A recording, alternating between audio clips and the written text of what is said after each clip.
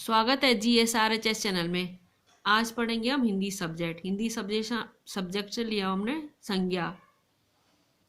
ये सब संज्ञा सभी के लिए यूजफुल है। प्रतियोगी परीक्षाओं में भी इनसे आंसर जरूर पूछे जाते हैं। प्लीज़ लाइक शेयर सब्सक्राइब अवश्य कीजिए। आइए शुरू करते हैं। पहले देखते हैं परिभाषा। संज्ञा की परिभाषा। संज्ञा की परिभाषा जिस शब्द के द्वारा किसी वस्तु, व्यक्ति, भाव अथवा स्थान के नाम का बोध मतलब ज्ञान हो हमें, उसे या पता चले, उसे संज्ञा कहते हैं। अब जैसे वस्तु में आती है, जैसे मेज, कुर्सी, कलम, रेडियो, घड़ी, अलमारी, ये वस्तुओं में आ जाती है।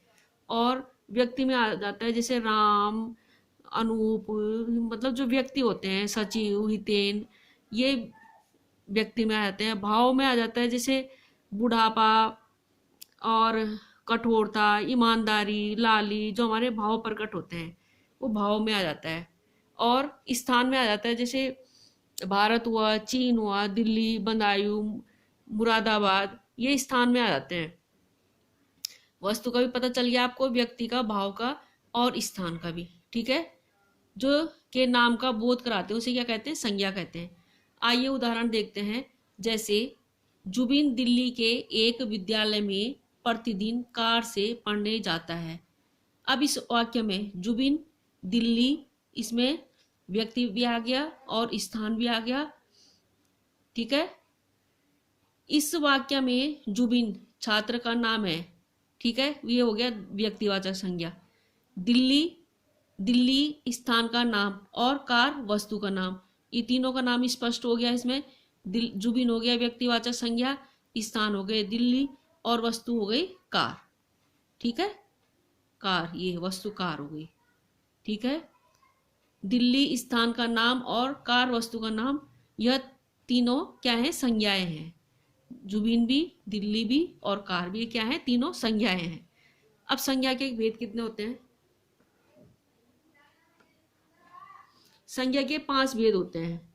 ठीक है, व्यक्तिवाचक, जातिवाचक, समूहवाचक, भाववाचक तथा द्रव्यवाचक।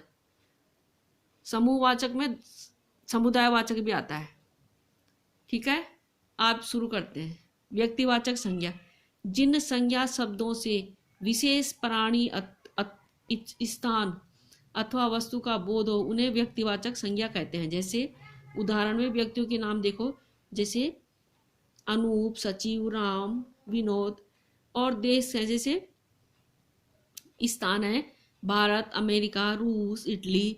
नदियों के नाम है जैसे गंगा, नील, अमेजन नदी, गोदावरी। पुस्तकों के नाम कुरान, गीता, महाभारत, रामायण, ये सब क्या आते हैं? व्यक्तिवाचक संज्ञा के अंदर आते हैं सारे।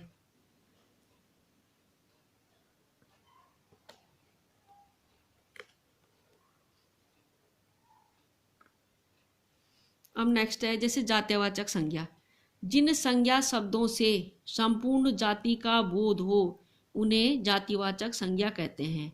जैसे उदाहरण के लिए जैसे मनुष्य, मनुष्य क्या है? जाति है।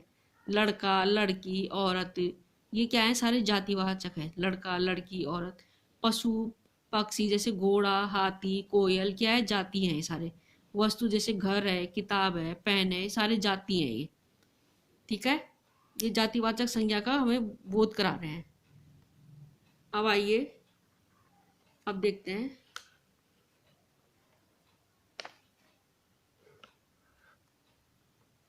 इसके बाद आता है भाववाचक संज्ञा।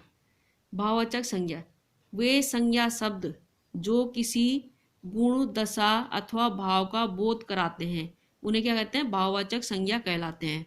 जैसे भाव उन मनोविकारों को कहा जाता है जिन्हें हम केवल मन के द्वारा ही अनुभव कर सकते हैं या अभिव्यक्त कर सकते हैं। अभिव्यक्त करना मतलब प्रकट कर सकते हैं, परंतु उन्हें देख नहीं पाते और छू नहीं पाते और स्वाद नहीं ले पाते, सूंघ नहीं पाते आदि संभव नहीं होता है।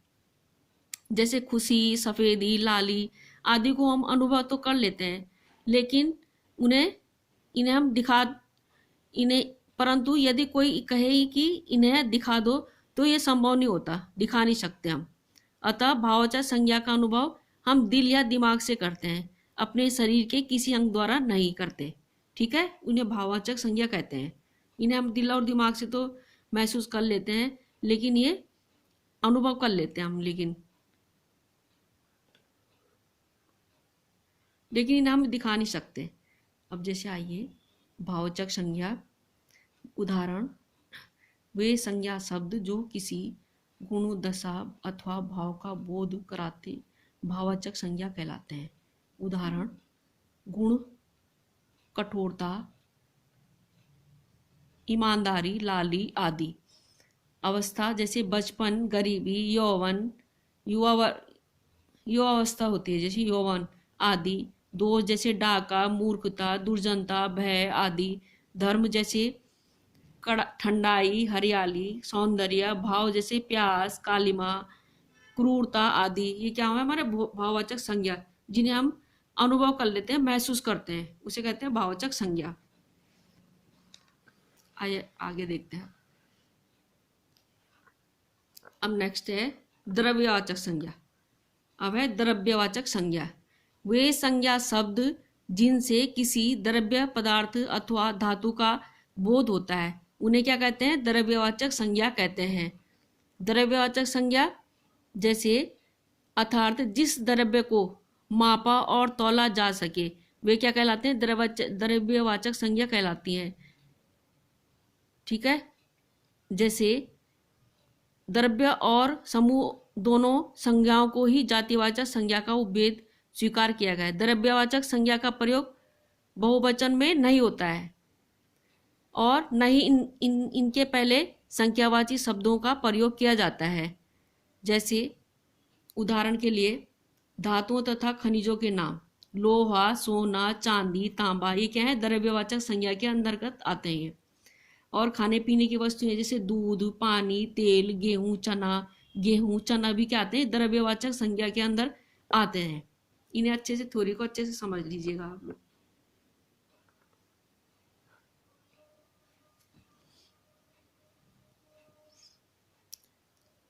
अब है समूहवाचक संज्ञा या समुदायवाचक संज्ञा।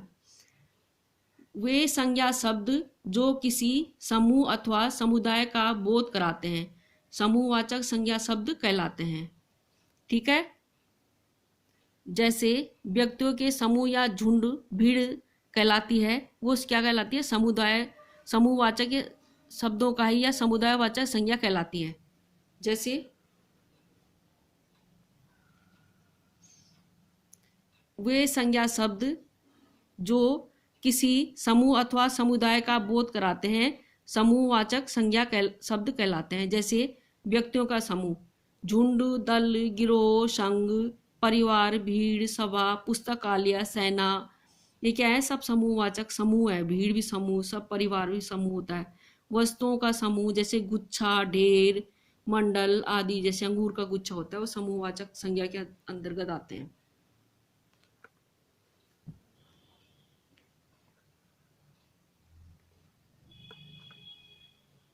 अब देखिए, जैसे भाववाचक संज्ञा बनाने के नियम, जैसे जातिवाचक संज्ञा है और भाववाचक संज्ञा। जैसे लड़का है, लड़का क्या है? जाति है, लड़का जाति है। लेकिन भाव जैसे लड़कपन जैसे बचपना सा होता है, तो ये क्या हुआ? उसके अंदर, लड़के के अंदर वो भाव हुआ, उसके लड़कपन। बच्चा जैसे बचपना होता है जैसे बच्चों में, तो उसके बच्चा तो हो गया जाति और बचपना हो गया उसका भाव। सर्वनाम शब्दों से भाववाचक संज्ञा, जैसे अपना सर्वनाम अपनापन, पराया परायापन। अपनापन मतलब जैसे अपनी चीज महसूस होना, किसी जैसे अपना समझना। पराया मतलब जैसे दूसरा समझना है, परायापन।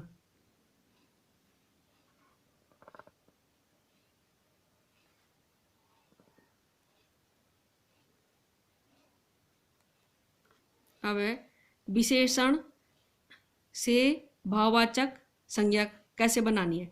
जैसे विद्वान से विद्वता, विद्वान हो गया विशेष्य और विद्वता हो गया विशेषण।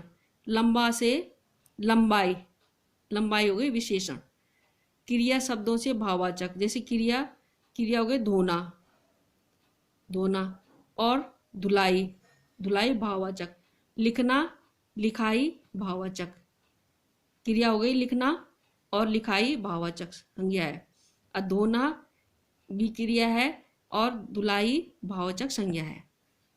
प्लीज लाइक शेयर सब्सक्राइब अवश्य कीजिएगा।